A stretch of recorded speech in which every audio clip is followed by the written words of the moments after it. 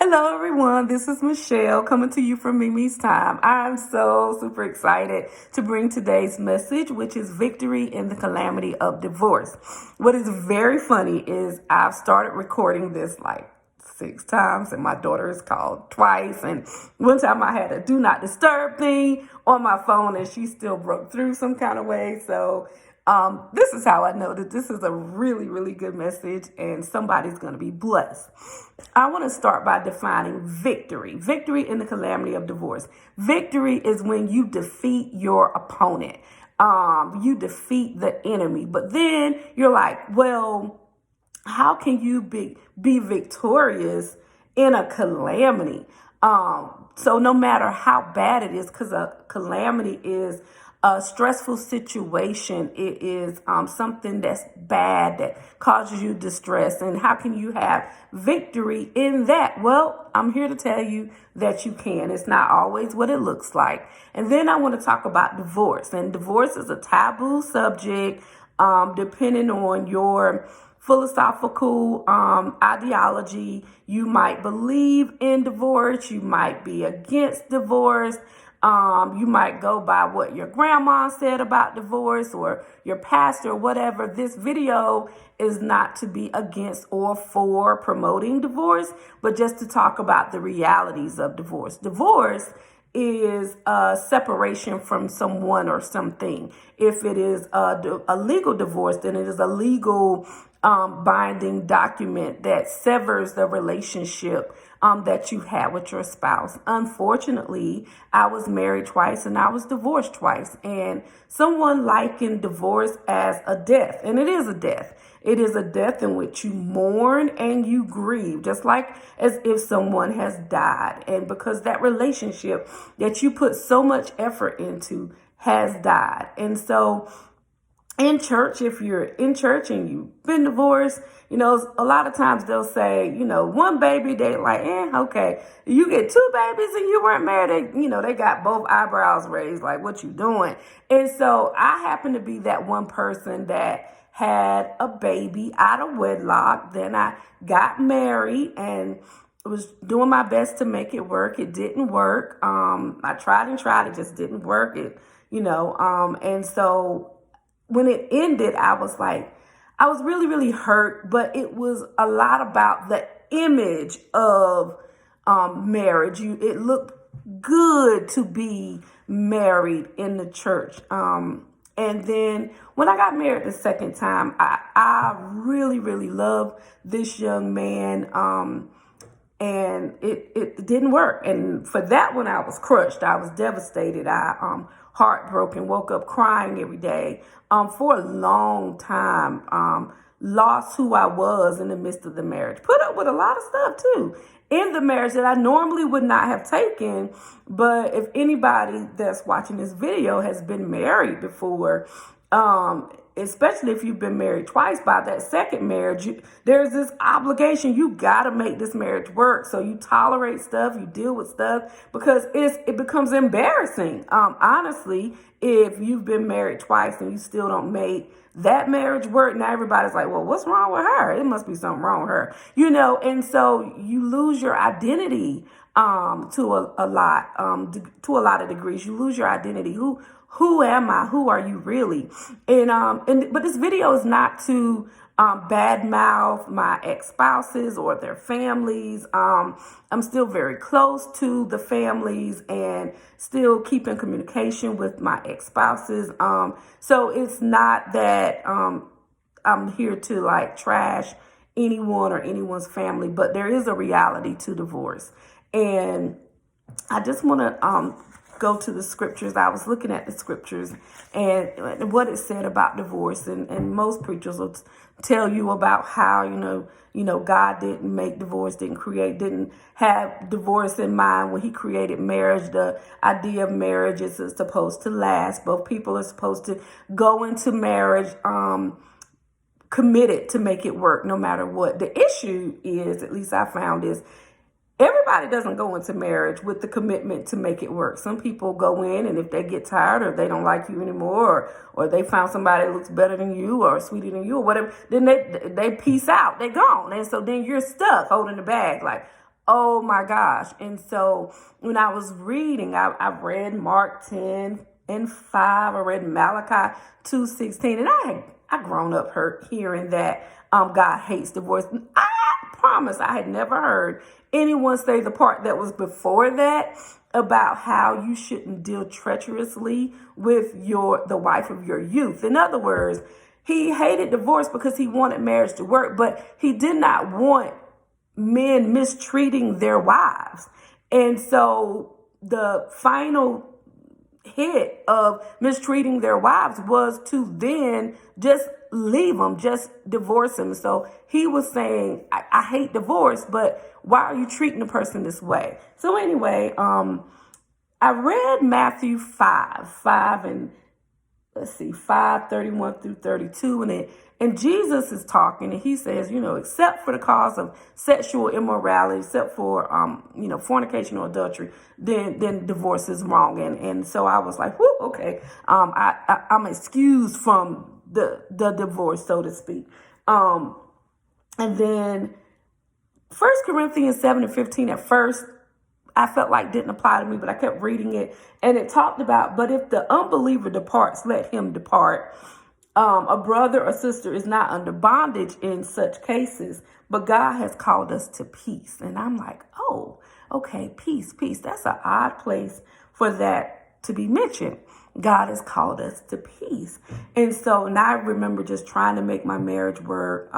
When they left and oh, we can make it work. Oh, I can do this, we can do that. And but there was no peace in my house because it takes two people to make a marriage work.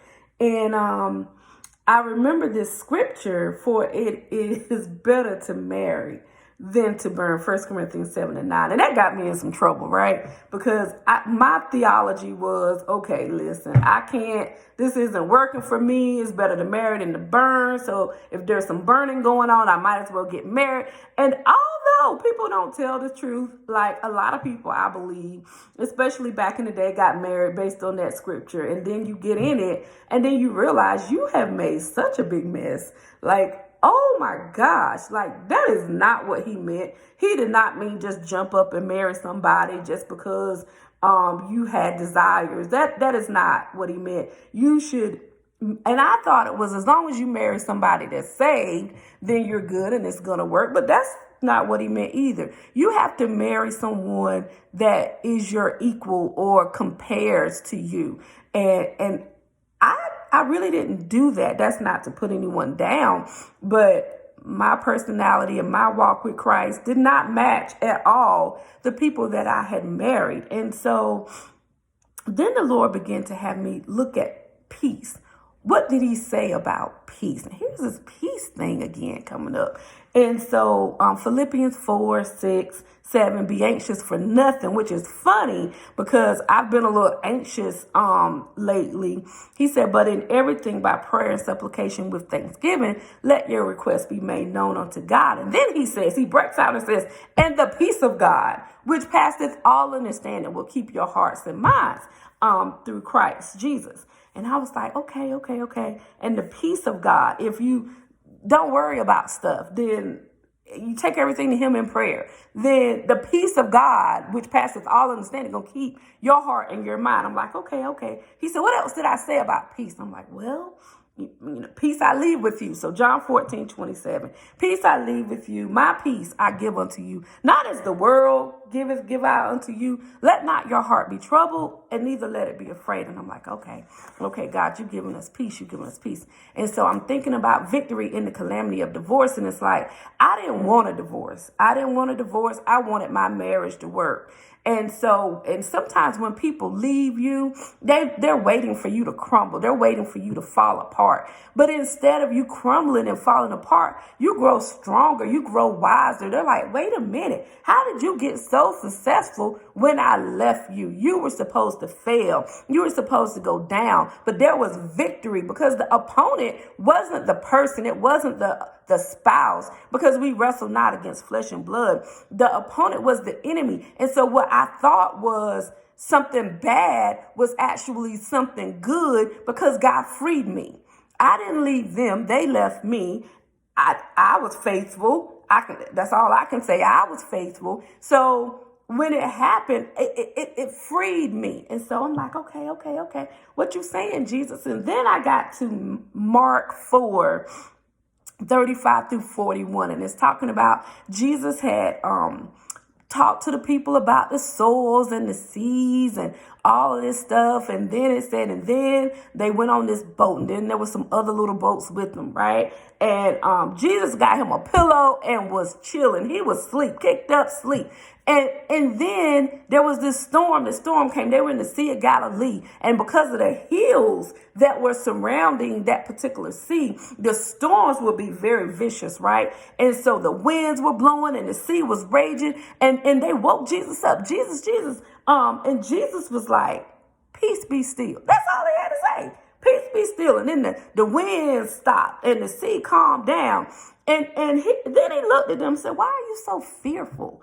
And then he said, how is it that you have no faith? And I'm like, whoa, that's so deep. And so then the disciples got a little scared. I'm like, man, who in the world is this?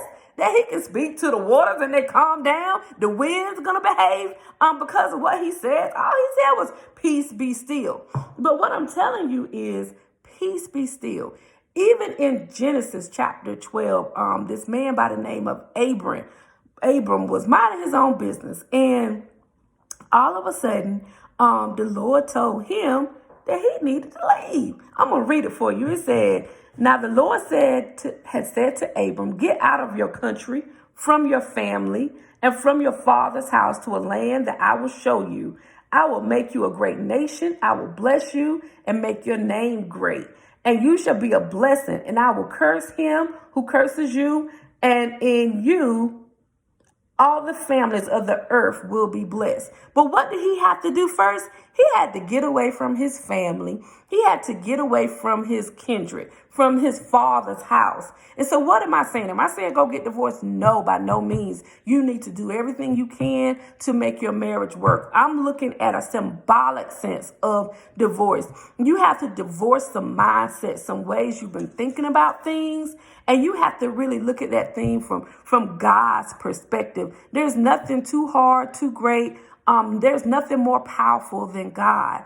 And so what I've learned is I had to really re-examine the way I was looking at some things. And then there was this guy that I knew that I had dated, and he was an ex-addict. And he said, people, places, things. And I was like, what do you mean people, places, things? He said, those are the keys to an addict.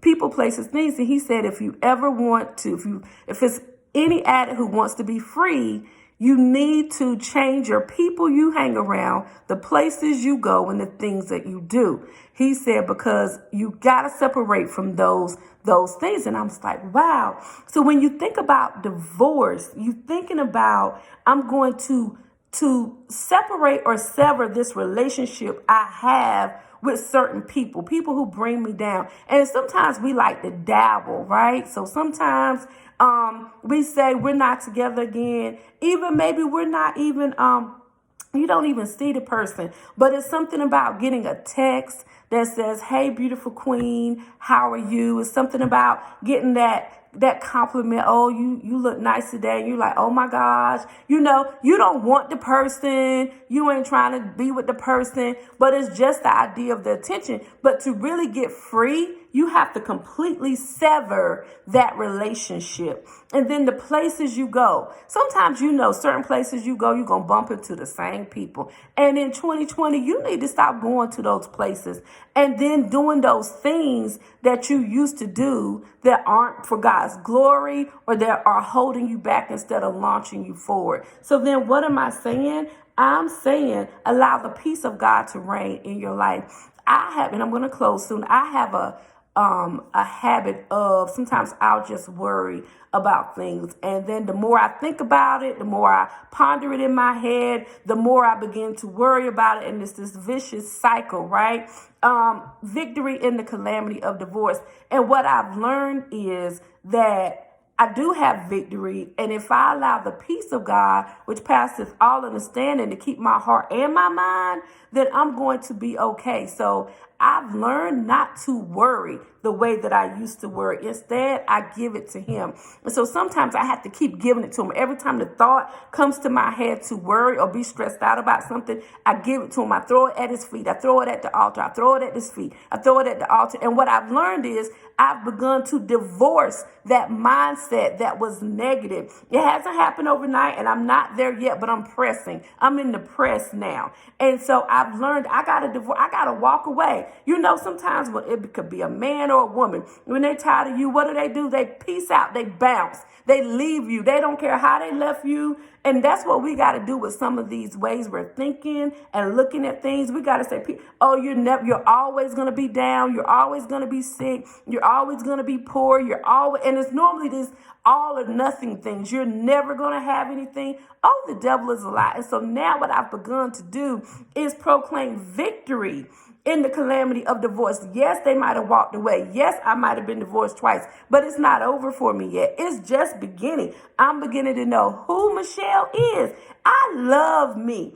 I love me. And sometimes this might begin to hurt other people because I love me. I'm not going to allow you to say that to me. Because I love me, you can't treat me any kind of way.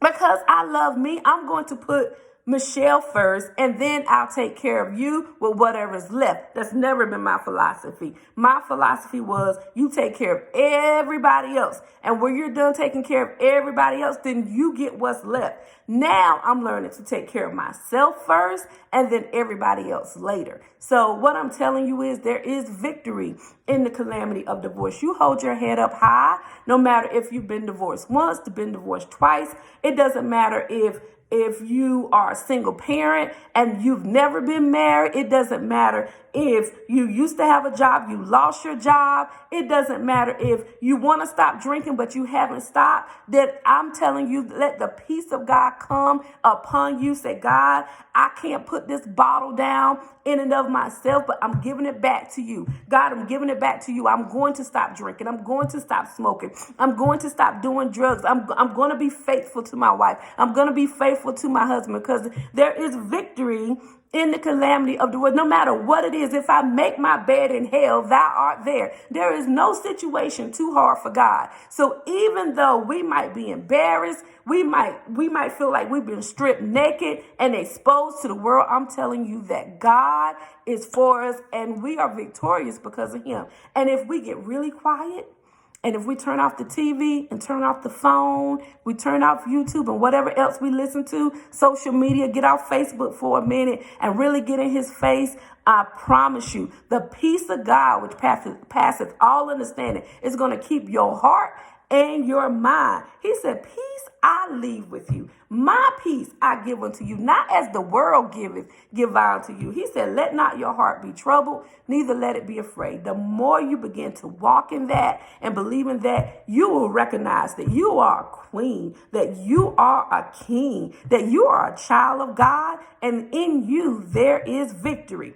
And now, once you have that peace, you can look at 2020 like, yes, 2020, I can walk with my head up high. But you'll look at 2019 to say, even though I might have struggled, it was all for my good. I give God the glory in all things. I'm excited about what's to come, but I'm excited about the tests and testimonies that I had in my past, because he'll take all those things and work it and give me the expected end that he has. May God bless you and have a good evening.